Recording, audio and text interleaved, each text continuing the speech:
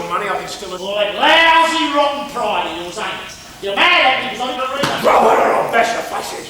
What's the matter with you anyway? Roo is going out to get himself a job. No! That's what he calls sorting out the day. But I told him last night... No, he mustn't! Roo! Barney?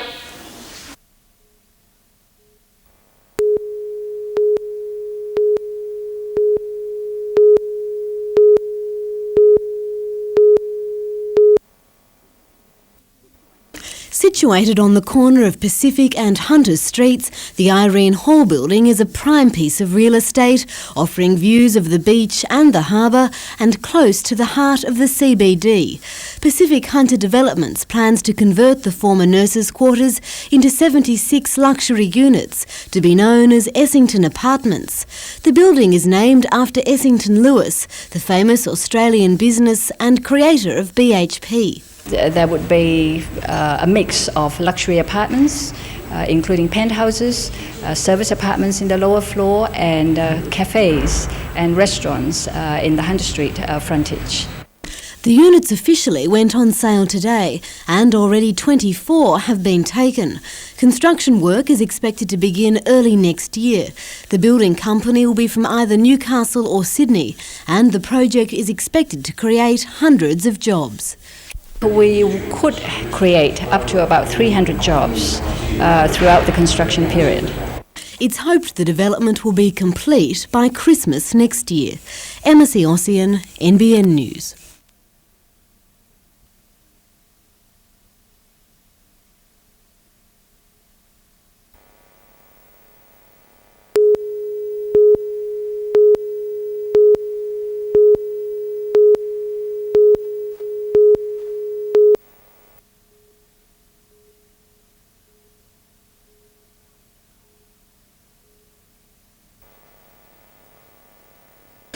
The junior doctors walked off the job at 9 this morning to protest against the federal government plans.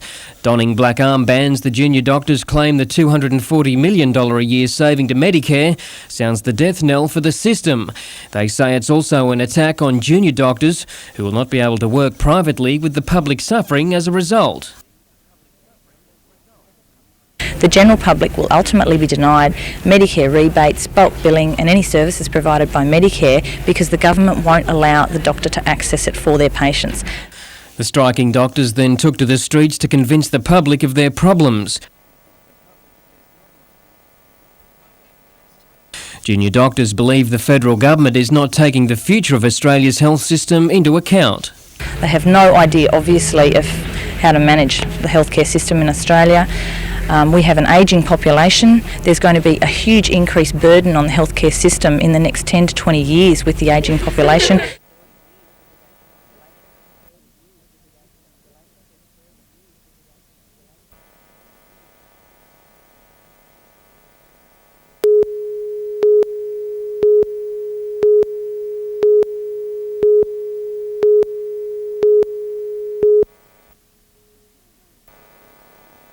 The Scone region is the largest thoroughbred horse breeding centre in the Southern Hemisphere.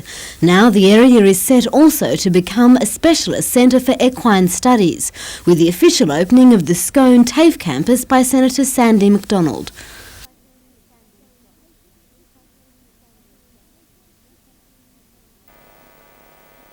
The campus, 5 kilometres from Scone, will cater mainly for rural and horse studies and boasts modern stables and a fully equipped agricultural saddlery, along with classrooms and computer rooms. Courses offered include horse management, organic farming and saddlery. The federally funded project has cost almost $4.5 million and is part of a large-scale development by the Hunter Valley Equine Research Foundation. Emma Ossian, NBN News.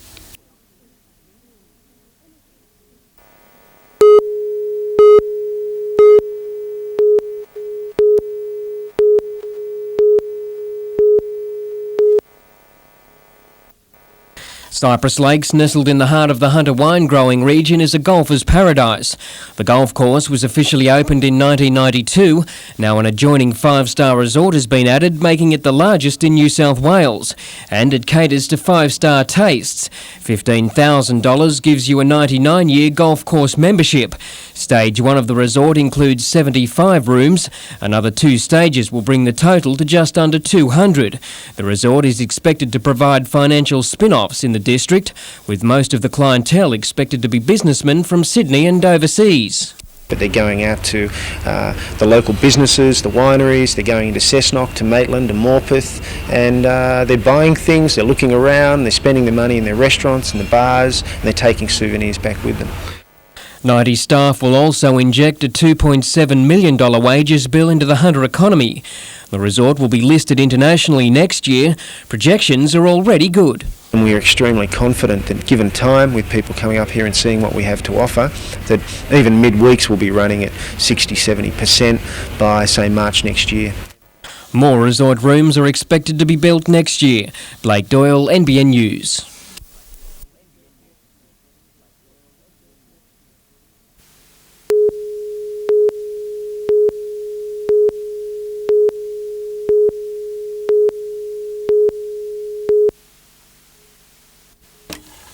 Nothing was going right for the Breakers early on in last night's match against Canberra. Coach John Cosmina was having troubles with his card, while on the field Newcastle saw plenty of the yellow variety. There was no love lost in the opening stages. Troy Halpin and Shane Price both given warnings, before Price also put the Cosmos on alert with a lobbed shot at goal. Clayton Zane was in the action, but the real chance of the first half came minutes shy of the break when Troy Halpin had 2 bites of the cherry. But the net was elusive and the sides went to the change, locked at 0-0. The Breakers' raid continued in the second term. Then, with 15 minutes left on the clock, substitute Craig Sharpley made a break and his cross found Clayton Zane.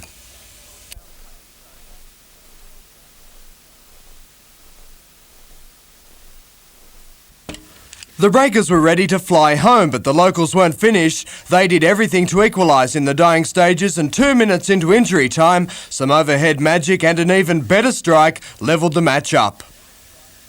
The draw earned Canberra its first Ericsson Cup points, while the Breakers head to Wollongong for tomorrow night's clash with the Waves.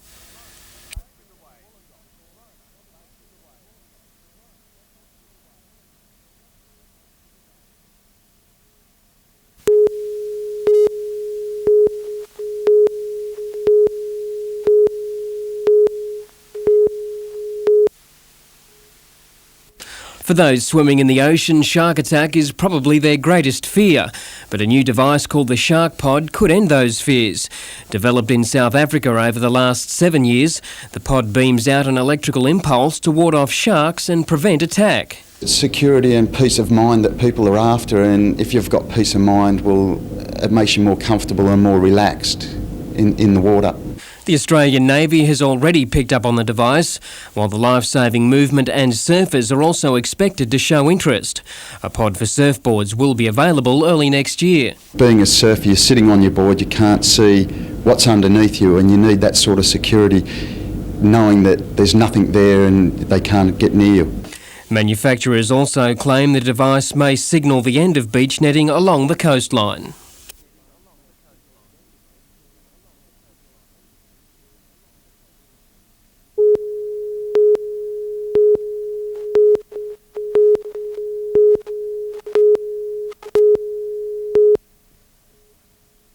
On the campaign trail in February this year, the then Shadow Transport Minister John Sharp had a truckie's eye view of the Pacific Highway and its black spots.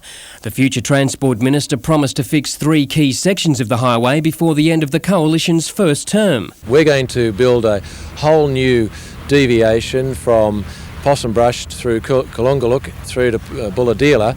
However, the Minister's office announced today it can't meet the promise until the state government decides on the final routes.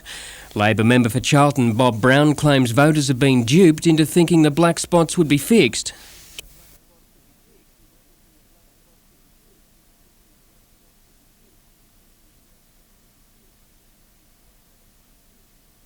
Work on the notorious Bulladela Bends is not expected to begin until 1999. Blake Doyle, NBN News.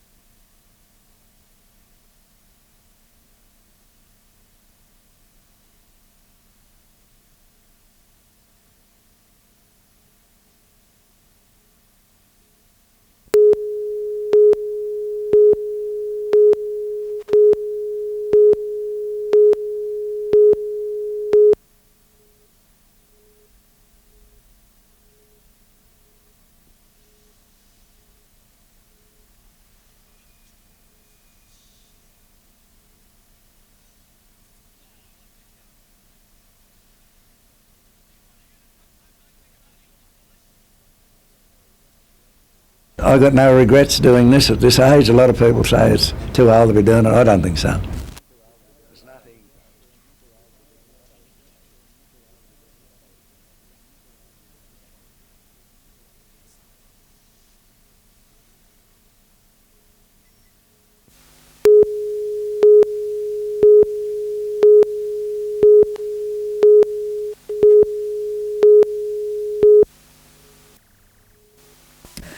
5% of children in Australia have attention deficit disorder, a problem which reduces their ability to concentrate for long periods of time.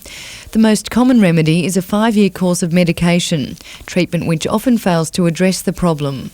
We found that learning problems were being addressed reasonably well in most cases, conduct problems in about 60% of cases. When we get down to emotional problems, less than a half of these children were having those difficulties addressed. Dr Philip Hazel surveyed more than 780 parents of children in the Hunter district. He's found 30% of children taking medication may not have been accurately diagnosed with hyperactivity. Glenda Pinter says guidelines surrounding diagnosis should be stricter. It's not just a matter of walking into a doctor's office and saying, I think my child has ADD. It's a long process. Dr Hazel has called for health services to work together when diagnosing and treating the problem.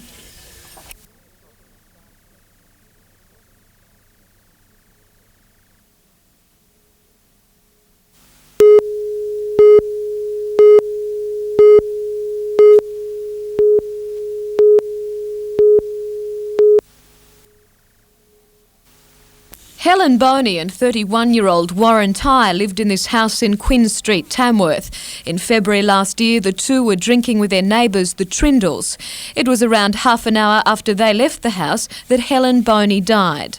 Warren Ty, who is charged with her murder, claims she tripped as she was getting out of bed to check on their 4-week-old baby.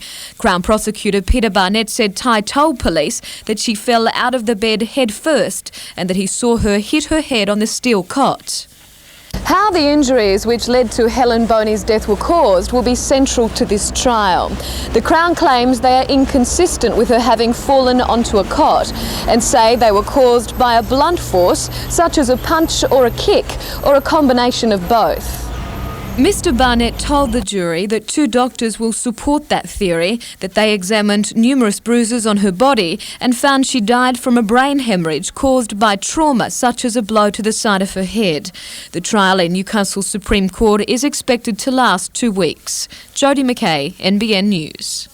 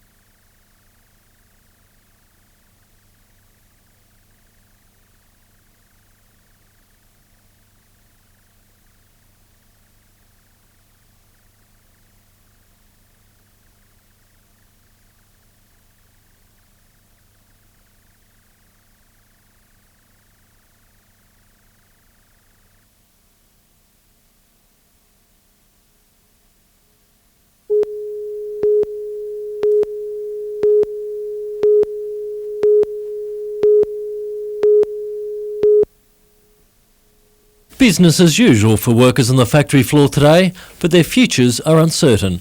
Shock.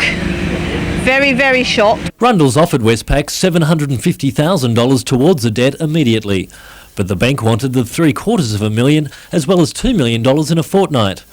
Unable to pay, Rundle's was forced to call in the receivers, with the most probable outcome the sale of the clothing factory and its Newcastle store. The assets cover the employee claims there. There are significant other debts owing to the bank where the assets won't cover it. Manager Peter Rundle disputed that statement with receiver Peter Walker.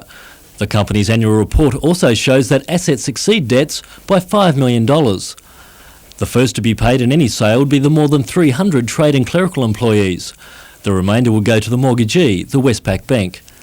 The debts date back to the building of the Katara factory in the late 80s, just before a massive overhaul of tariffs by the federal government. I think most of the industry made their plans on the basis of the government rules, which were changed for a lot of people while their plans were in the process of being done. The receivers will take expressions of interest in the business during the next couple of months. But the Rundles family hasn't given up all hope of keeping the business. In a bid to trade out of trouble, a Save the Rundles sale will be held next Friday, November 15.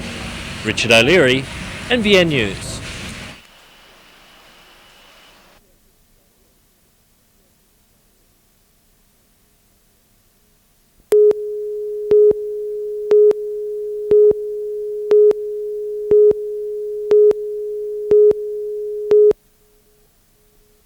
When you walk into Newcastle's Civic Theatre, one of the first things you'll notice is the artwork of Herbert Gallup.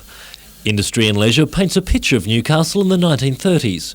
I think they're very much a part of Newcastle's heritage. They were commissioned in 1938 by Tooth and Company to hang in the Great Northern Hotel, opposite the railway station. They were removed from there in 1989 and bought privately. I regard them as new cultural icons of the city. Very important pictorial statements about Newcastle in the interwar period. But the Carrington-based businessmen who own the paintings want to auction them as part of their $500,000 Nobbies collection. But Councillor Keith Parsons has recommended Newcastle Council buy the paintings, with a Community Development Committee to vote on funding tonight. If the $60,000 price tag proves too rich, a sponsor may be sought, or Council could use bicentennial money to keep the paintings in the city. Richard O'Leary, NBN News.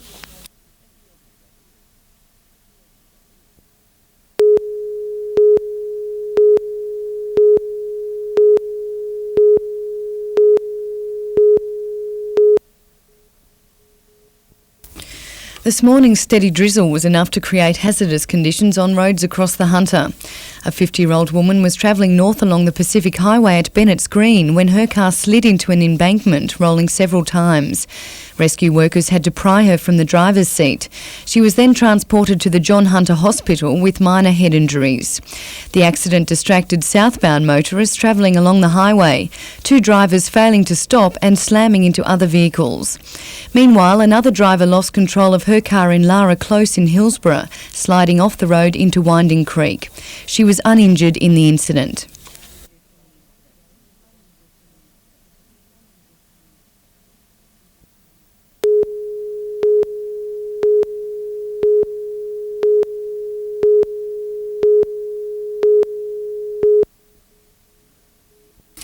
In May this year, Newcastle building workers took to the streets angry over a federal government decision to tax travel allowances. They argued they'd lose up to $30 a week from their pay packets. Since then, they've held a series of rolling stoppages on sites around Newcastle.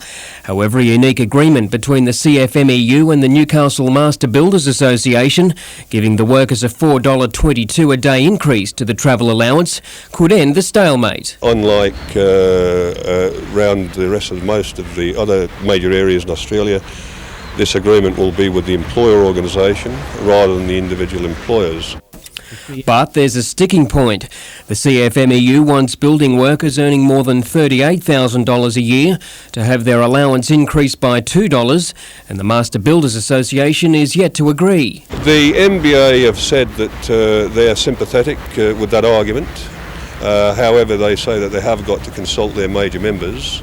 But we are hopeful that in view of the small amount of building workers that would earn that amount of money, that we can reach agreement on it. The new agreement is expected to be signed and sealed on Friday. Blake Doyle, NBN News.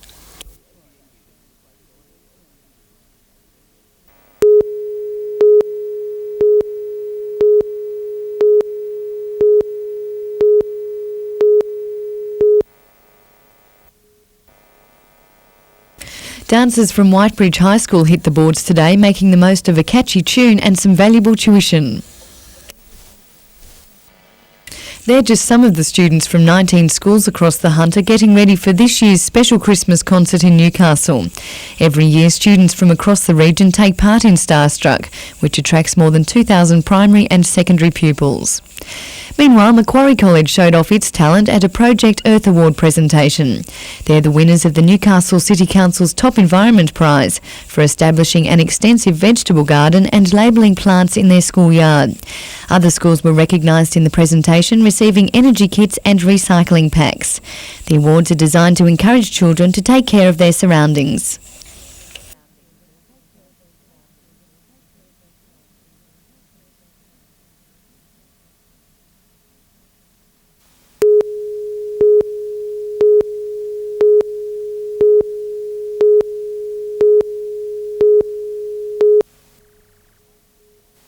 The Breakers were forced off the main stadium this morning. Ground staff wanted to keep the oval in top condition for tonight's clash with Canberra, so Piggy in the middle was held out the front. Ball skills will be crucial as the Breakers and Cosmos do battle for the second time in as many weeks. Last weekend in Canberra, the sides fought out a 1-1 draw, but conditions tonight will be different. Well, the field's held up pretty good. It'll be a little bit soft, but I can't see it being a problem to both teams. Softball and the Castle Lakers travelled to Sydney this weekend for the State League finals. The men's and women's Division 1 teams are both engaged in the minor semi-finals tomorrow, while the minor Premiers Division 2 men play in the major semi. Grand finals are on Sunday. And the Newcastle International Motordrome has postponed tonight's round 2 action of the Sidecar Masters Series. The track was too wet for competition, but tomorrow's Super Sedan Classic will still go ahead, weather permitting. Jonathan Upton, NBN News.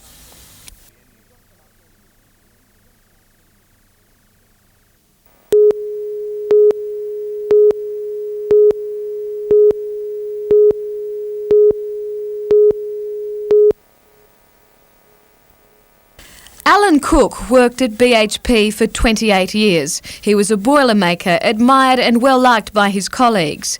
In November last year, Mr Cook was one of 4 men demolishing dust-removing equipment attached to the sinter plant. An awning which covered the machinery was also to be pulled down. However, that awning collapsed, killing Mr Cook instantly. The tragedy at BHP last November could have been far worse. 3 other men were standing with Alan Cook. They managed to get out of the way of the crashing awning after they were warned by a fellow employee. Mr Cook, however, who was hard of hearing, failed to react. Mr Cook and the other men on the job had no experience in demolition. The work had not been assessed by an engineer, and although there were risks with the job, they weren't identified. One of those hazards was the sinter, or fine iron ore, which had gathered on top of the awning. In his report, Work Cover Inspector Stephen McMartin said its weight contributed to the collapse. But perhaps the greatest problem was the awning's support braces, which had either been severed by someone or had corroded. Those employees who gave evidence today said they did not know who cut the braces. The weak awning was described by the police officer assisting the coroner, Sergeant Philip Lloyd, as a time bomb waiting to go off. The inquest continues tomorrow. Jodie McKay, NBN News.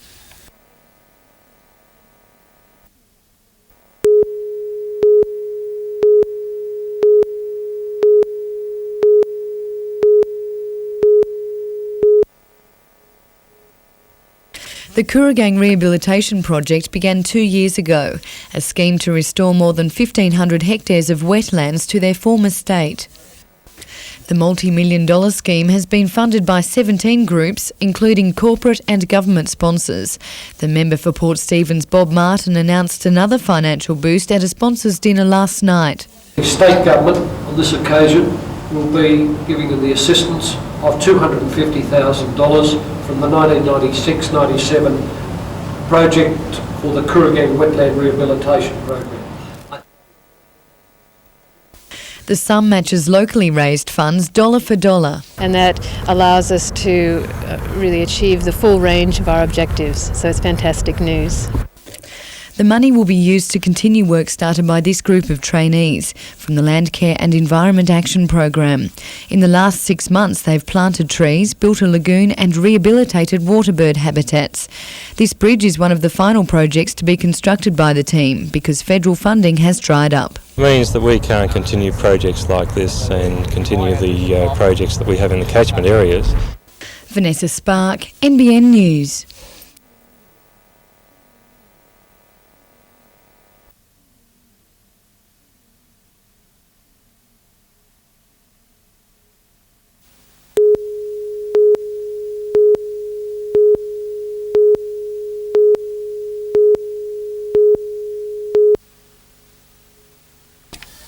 He's a big-name speedster with an engine to match. American Tim Fuller familiarised himself with the Newcastle International Motordrome this morning. Tomorrow night he'll race seriously against some of Australia's best in the International Modified Challenge. It's the third race in a series of 5 across New South Wales, and the 28-year-old former US Rookie of the Year expects tough opposition. Yeah, I've heard Graham Edmonds, he's real good here, and Steve Robinson and Stuart Hearn, they're coming down. So, you're going to have 10 guys here that can win. So it's going to be tough. Qualifying starts at 6. Qualifying also starts tomorrow at Oran Park for the final round of the New South Wales 600cc Supersport Bikes Championships. Newcastle's Graham Morris leads the title by 7 points. It's race day on Sunday. Tonight in Sydney, game 1 of a 3-match series, Hunter Eagles versus the Sydney Blues. The visitors left this morning buoyed after their first series win last weekend against the Melbourne Reds. Tonight's game will mark the Australian debut of American newcomers Fletcher Bates and Roger Martinez. Soldiers Beach will host the state wave sailing titles this weekend. More than 50 competitors will perform loops, aerials and wave riding manoeuvres for New South Wales honours. They're calling it a surf spectacular at Hawk's Nest Beach. A full weekend of surf life-saving action kicks off tomorrow morning. And the Lake Macquarie Sportsperson of the Year will be announced tomorrow. Among the chances, rally driver Michael Guest and Atlanta Olympians Paul Henderson, Peter Scott and Natalie Ward. Jonathan Upton, NBN News.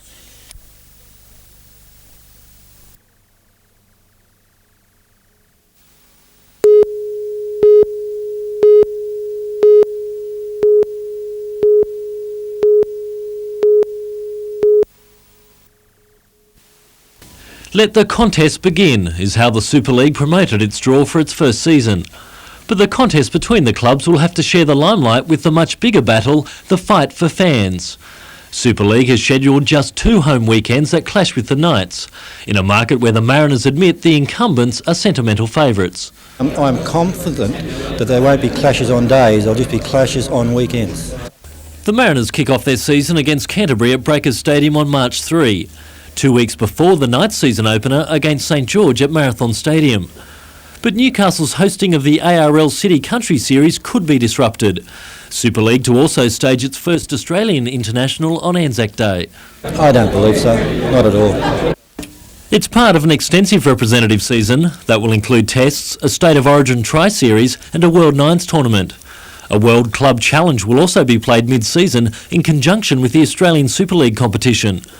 Australian clubs will play against English and European teams at home and abroad. The finals to be played in Sydney after the regular season. It'll have some effect, no doubt about that. But it's something that the players will look at and say, how good's this going to be? I mean, how many players are going to get the opportunity to play in Paris, at Castleford's home ground, at Don Valley Oval in Sheffield? The Knights say they're not concerned by the draw. Richard O'Leary, NBN News.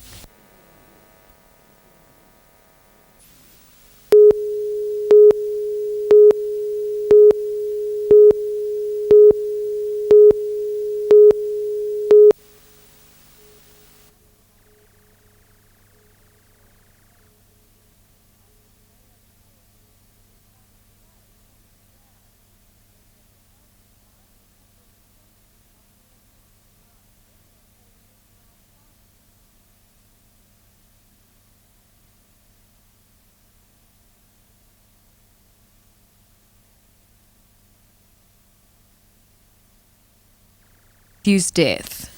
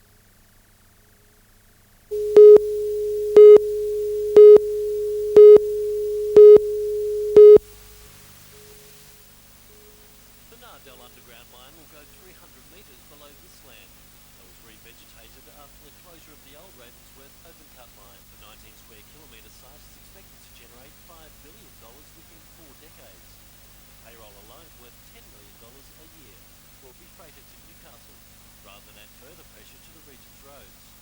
It's one of the few mines not to excite the public interest. This is believed to be primarily due to the reduced environmental effects of underground mining.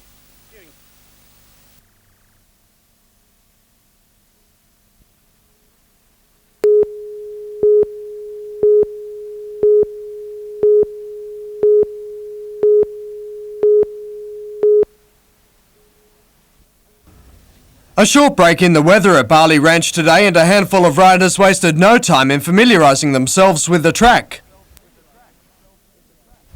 Australia's best riders will join a strong international contingent on Sunday. More than 500 are expected to race. Heading the feature event will be New Zealand's Josh Coppins. He's leading the 250cc motocross shootout from not only local riders, but also those from Malaysia, Japan, Thailand and Indonesia. There are big expectations on the Kiwi, and while he's never raced at Barley, he still oozes confidence. I have a comfortable points lead. I have no pressure. It's just a matter of going out and doing my best. Other support races on Sunday include juniors in the 125 Pan Pacific Series. The event will go ahead, rain, hail or shine. No, it's a really good layout. Good jumps. Really enjoyed my little ride then. A little bit muddy, but it's going to help out on the day if anything, I think. Jonathan Upton, NBN News.